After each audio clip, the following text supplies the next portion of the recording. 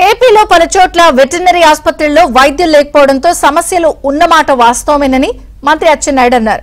జిల్లాల వారీగా ఖాళీలు గుర్తించి త్వరలోనే వెటర్నరీ డాక్టర్ల నియామకం చేస్తామని సభలో మంత్రి అచ్చెన్నాయుడు వెల్లడించారు.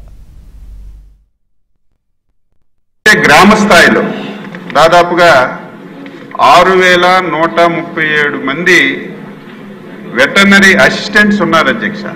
ప్రతి గ్రామంలో కూడా ఉన్నారు. ఇందులో హైలీ క్వాలిఫికేషన్ వాళ్ళు కూడా ఉన్నారు. ఏదైతే బీవీఎస్ చేసేవాళ్ళు, ఎంఈఎస్ చేసేవాళ్ళు ఉన్నారు.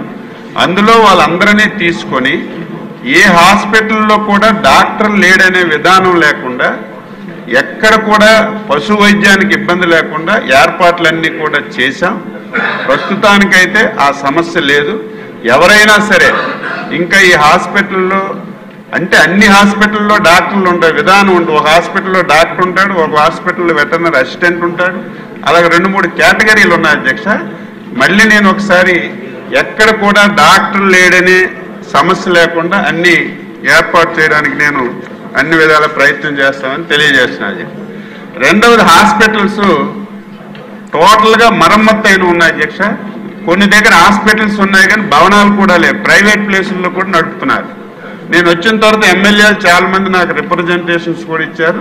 నేను డిపార్ట్మెంట్ నుంచి కూడా ఎక్కడ హాస్పిటల్ లేదు, ఎక్కడ హాస్పిటల్ రిపేర్ చేయాలనేది మొత్తం ఇన్ఫర్మేషన్ అంతా తీసుకొని సుమారుగా 434 కొత్త హాస్పిటల్స్ ఉన్నవన్నీ కూడా మరమ్మతులు చేయడానికి RIDF మనం ఏదైతే నాబార్డు ఉందో అందులో ప్రతిపాదనలు పంపించాం.